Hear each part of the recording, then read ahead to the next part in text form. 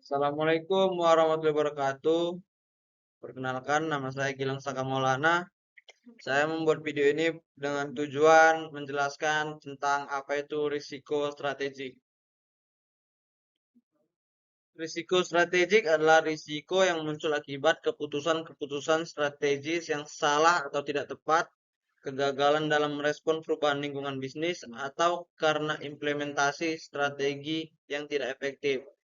Contohnya, perusahaan tidak mengikuti perkembangan teknologi digital, sehingga kalah bersaing dengan kompetitor yang lebih inovatif. Sumber risiko strategik. Risiko strategik dapat bersumber dari berbagai faktor internal maupun eksternal. Terlain dari faktor internalnya, pemulihan strategi bisnis yang keliru, kepemimpinan yang lemah, struktur organisasi yang tidak mendukung inovasi, pengalokasian sumber daya yang tidak efisien. Dari faktor eksternalnya, seperti perubahan regulasi pemerintah, perkembangan teknologi baru, perubahan preferensi konsumen, persaingan pasar yang semakin tinggi. Dampak risiko strategik. Yang pertama, kehilangan pangsa pasar. Yang kedua, penurunan profitabilitas. Yang ketiga, rusaknya reputasi perusahaan. Yang keempat, kebangkrutan atau tutupnya usaha. Selanjutnya, saya akan membahas tentang tools analisis risiko strategik. Yang pertama itu SWOT, analisis kekuatan, kelemahan, peluang, ancaman. Yang kedua, PESTEL, menganalisis faktor eksternal seperti politik, ekonomi, sosial, teknologi lingkungan, legal. Yang ketiga, balance scorecard, menyeimbangkan kinerja dari berbagai perspektif seperti keuangan pelanggan, internal, pembelajaran.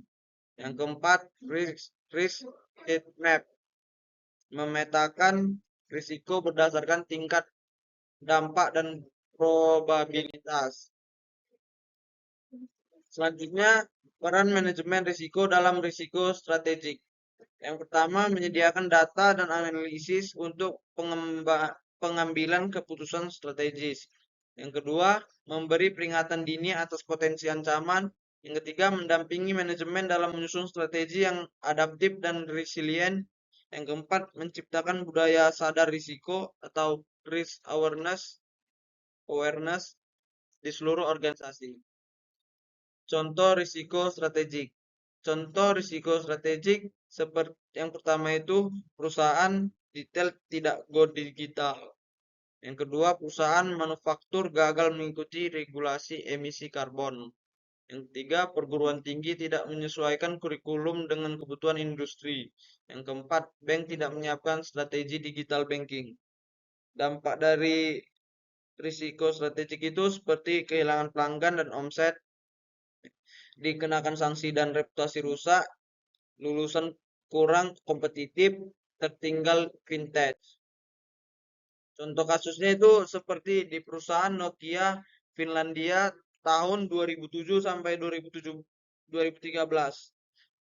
Kejadiannya secara spesifikasinya seperti Nokia pernah menjadi pemimpin pasar ponsel global. Namun saat pasar mulai beralih ke smartphone layar sentuh, Nokia tetap bertahan dengan sistem operasi Symbian yang lama dan menolak memakai Android. Nokia lambat merespon perubahan teknologi dan tren konsumen.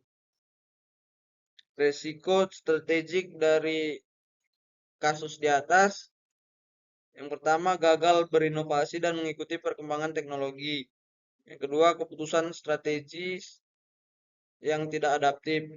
Yang ketiga, terlambat dalam transformasi digital. Dampak dari kejadian di atas seperti pangsa pasar menurun drastis.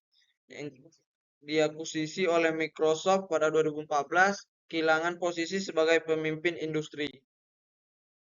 Baik, sekian penjelasan dari saya.